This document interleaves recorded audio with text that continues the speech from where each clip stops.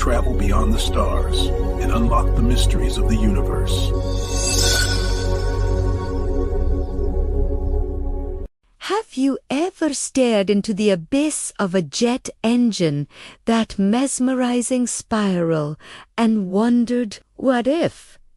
What if you tossed a handful of sand into that roaring chasm? A childish impulse, perhaps, but what if this simple, almost primal act holds a key to understanding not just mechanics, but something deeper about our world?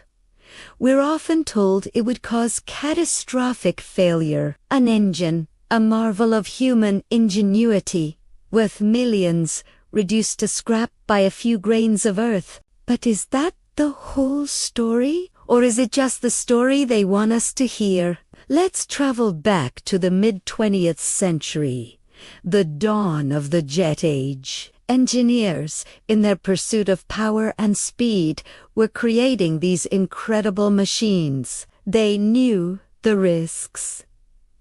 Bird strikes, ice foreign object debriefed, as they call it.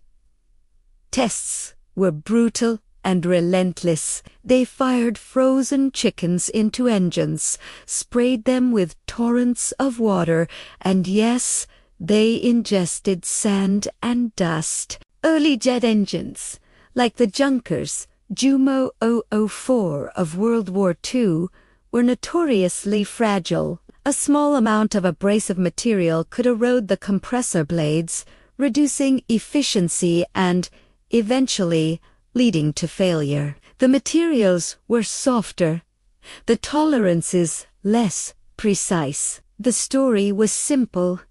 Sand equals destruction. This narrative became ingrained in our collective consciousness. It's a powerful symbol of vulnerability. Our most advanced technology defeated by the most basic element of our planet. As engines evolved, so did their resilience. The development of superalloys, like nickel-based Inconel, and advanced ceramic coatings gave them a much tougher skin. Modern high-bus turbofan engines, the kind you see on a Boeing 787 or an Airbus A350, are designed to withstand a certain level of particulate ingestion. Military aircraft operating from unimproved runways or in desert environments are specifically engineered with particle separators and robust materials to handle sand and dust. The A-10 Thunderbolt II, for instance, has its engines mounted high on the fuselage, partly to protect them from debris kicked up during takeoff and landing. So, the historical fact is, while sand is certainly not good for a jet engine, a small amount isn't an instant death sentence for a modern, well-maintained machine.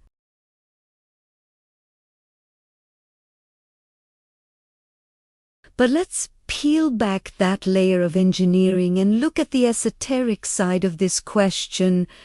Why are we so fascinated by this idea? It's more than just a question of physics. Sand, in many ancient traditions, represents time, infinity, the countless and the granular. Think of the sands of time, the grains in an hourglass. The jet engine, on the other hand, is a symbol of linear progress, of conquering time and space, of raw, unyielding power. So, when we imagine throwing sand into an engine, we're not just imagining a mechanical failure. We're imagining a collision of two opposing worldviews, the cyclical, patient, and eternal force of nature meeting the linear, impatient, and finite ambition of humanity. Is it possible that this act is a symbolic rebellion, a rejection of the mechanical,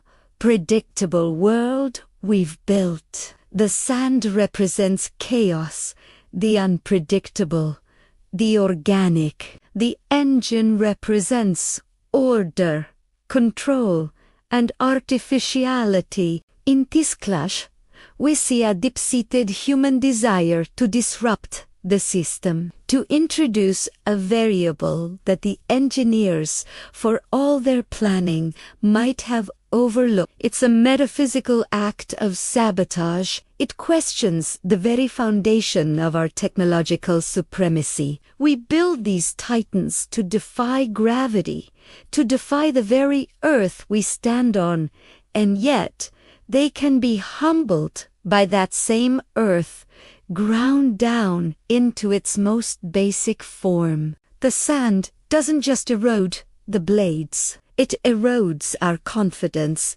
our certainty. It reminds us that for all our power, we are still subject to the fundamental laws and materials of the universe. This brings us to the realm of open hypothesis. We've established the engineering reality and explored the symbolic meaning. But what if there's more? What if the interaction is not one of simple destruction, but of transformation? Think of the engine's core. Temperatures can exceed 2,000 degrees Celsius. Pressures are immense. Sand is primarily silicon dioxide. When you subject silicon dioxide to such extreme heat and pressure, what happens? It melts. It becomes glass. Could it be that in this fiery crucible, the sand doesn't just destroy? Could it, in some infinitesimal way, be integrated, transmuted, forming a microscopically thin, glassy layer on the turbine blades? This is, of course, highly improbable from a standard engineering perspective. The forces and the abrasive nature would likely cause scoring and imbalance long before any sort of stable vitrification could occur. But let's entertain the thought. What if the engine, in its final moments, doesn't just break, but creates a fleeting, unintentional act of artistry, coating its own heart in molten glass, a beautiful, tragic, and utterly useless transformation? It's a process that mirrors alchemy, the turning of a base material, sand, into something new, glass. Through a process of intense fire and pressure, the engine becomes an accidental alchemical vessel. And what about the sound? The sound of an engine ingesting sand isn't just noise. It's a language. The initial clean roar gives way to a grating, grinding shriek. It's a sound of pain, a mechanical scream. Is this just the vibration of metal on mineral, or is it the sound of two opposing philosophies grinding against one another? The engine's song of power becomes a dirge of decay. This acoustic shift is a signal, a warning that the order has been broken. If we were to analyze this sound, this death rattle of the machine, might we find patterns, a frequency that speaks to a deeper level of reality? Perhaps the unique vibration signature of this specific type of failure contains information, a message coded in the language of destruction. So, we are left with a spectrum of possibilities. On one end,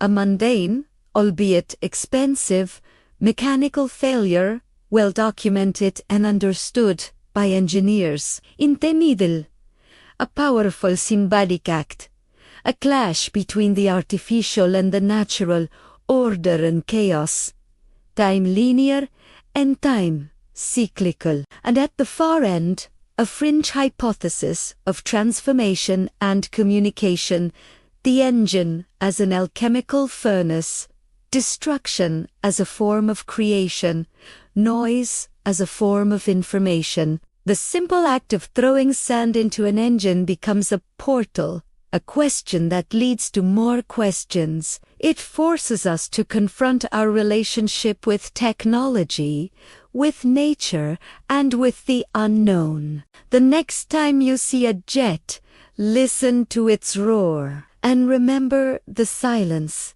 the power held within a single grain of sand. What do you think? Is it purely a mechanical question?